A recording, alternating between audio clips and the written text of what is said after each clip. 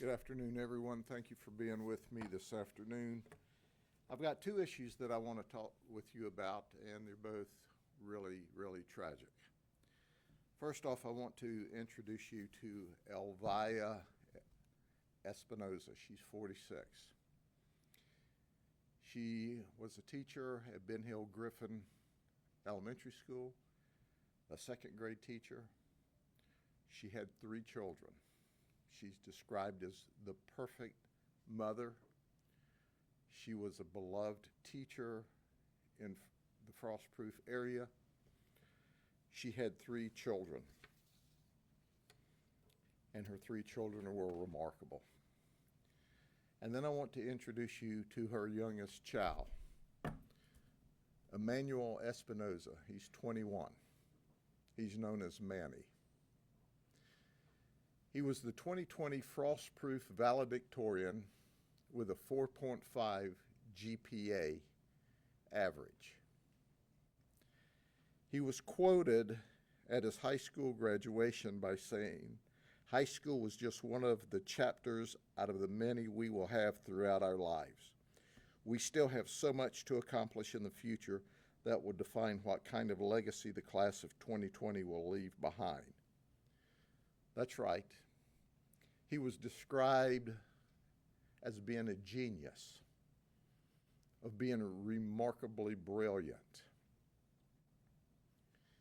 He was a pre-med student in his 4th year at the University of Florida.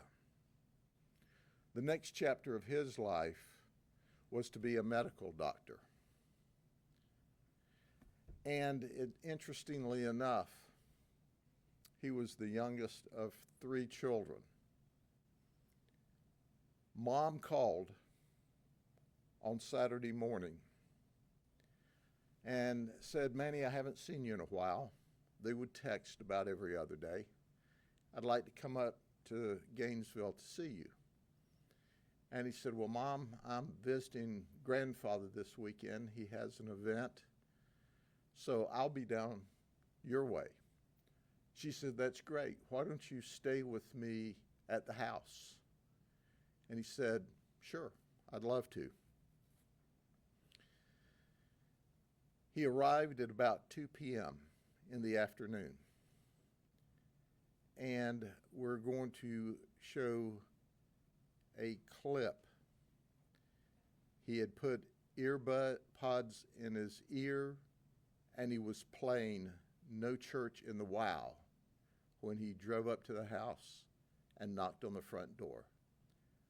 But before we go further, listen to this. This is the music he was listening to.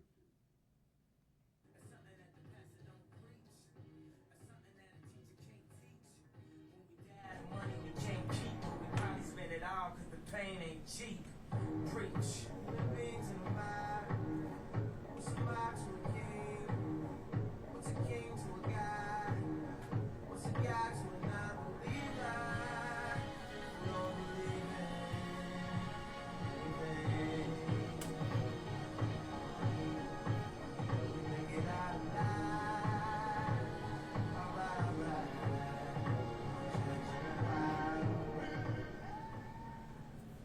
That was the music in his ear when he walked up to the front door.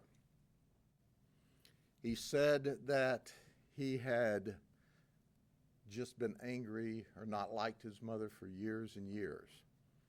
When we said, "Do you love her?" He said, "Oh yeah, I love her." "Do y'all get along?" "Yeah, 8 out of 10 we get along.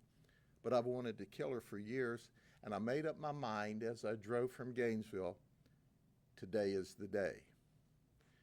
And he then showed up at the front door. Now we got a video clip of a Ring camera, and you can see the knife as he approaches the front door.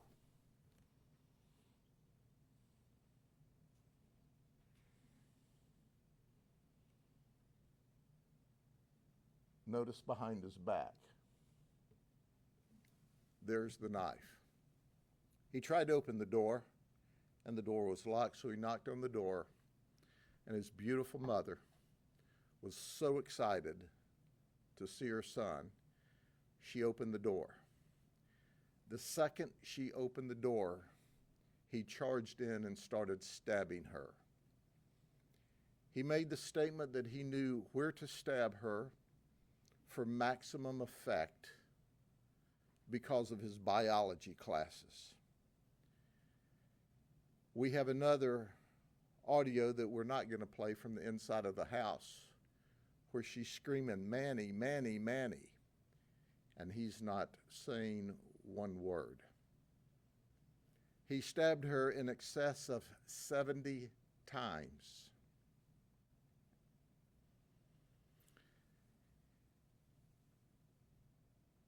He once again told us he loved his mom. As she tried to get up off of the floor, he stabbed her some more. He said he noticed her hands were still moving, so he stabbed her some more. And then he told the detectives in his confession that he had cut his hand on the knife while stabbing his mother. And as he's standing at the kitchen sink washing himself off and the knife, he wanted to ask his mother for the neosporin for the cut on his hand. But he noticed she was dead. He immediately called 911 and confessed, and we have a clip of that for you.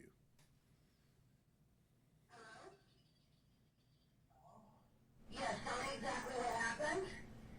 I have someone. Okay, I've got help on the way. Stay on the line. What? Stay on the line with me, okay? I've got help on the way for you, okay? Okay, good.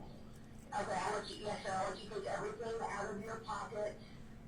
And I want you to keep your hands out of your pockets, okay? Okay, how did this happen? I don't know when I said my mom. He said he stabbed his mom. Now I want you to understand, this lady who was a school teacher for 20 years actually moved around and taught at different schools while her children were in school so she could be close to them. I want you to understand she was really the perfect mom. I want you to understand that she was very proud of his accomplishments in going to the University of Florida, graduating #1 in his high school class. And then I want you to understand that he viciously murdered her and confessed to it. We asked him, "Are you on any drugs or alcohol?" No. He said, "I've wanted to do this for some time, but I didn't have the nerve to do it. So I just made up my mind that today was the day." And it was. Quite frankly, ladies and gentlemen, I don't know what else to say about this. It is one of the most bizarre murders that we've dealt with in a very long time. And when you see that he left a family behind that loved him, a mom that just worshiped her children, and at this very moment, she should have been in Ben Hill Griffin Elementary creating a future and educating our second graders. It is incomprehensible as to what happened that day. Before I go on to the second event, are there any questions about this? Yeah, Sheriff, like you said, it really makes no sense when you hear the story. Is there any history of mental health issues? No history of alcohol abuse, drug abuse, no history of mental health abuse or needs, no history of Baker Acts, no arrest history, no problems at all. He was known as kind of being an introvert, kind of a quiet guy. Zero issues. No 911 calls to the house? No 911 calls about him. No argument with her. She wanted to come see him because she hadn't seen him in a while. They text every day, every other day. They stay in constant contact. No issues over money. She would send him money to make sure she appropriately funded his ability to go to college and enjoy the college life. And no argument that day. He never said a word to her. Did he say she beat him in the past or any time? Nothing. Zero. He described her as a good mom, that she loved him and he loved her. And when we said, well, how well did you get along with your mom? And he says, oh, 8 out of 10. It is the strangest event we've seen in a very long time. I know we're trying to make sense of something that doesn't make sense, but the annoying or getting on, any elaboration on that, or just normal mom stuff? He made one statement that sometimes mom talks out loud to herself. She'll ask herself questions and then answer her question. He said, that's going on for years. Well, who doesn't talk out loud? Oh, I forgot the keys. Oh, there they are. Just, he couldn't even seek out, because our detectives asked him, like, come on, man, why? I just, I've thought about killing her for years. Did he feel like she was a source of like pressure on him to get good grades and? He didn't express any of that. Have you guys reached out to UF to see if there's any like reports that they've gotten about him or? So far, we have gone back and searched his room at UF, and we don't see any information there, any notes, any communications that are indicative of this conduct or planning of such a murder. And obviously, we will, as part of the follow-up investigation, as you understand, this happened just Saturday afternoon, and we're still in the preliminary stages of the investigation. But I think that's what makes it so difficult for any of us to understand, is you've got this wonderful mom, and she's not only wonderful for her family, for her children, but you've also got this mom that has spent years teaching and is so well loved in the community. So it's very frustrating to all of us.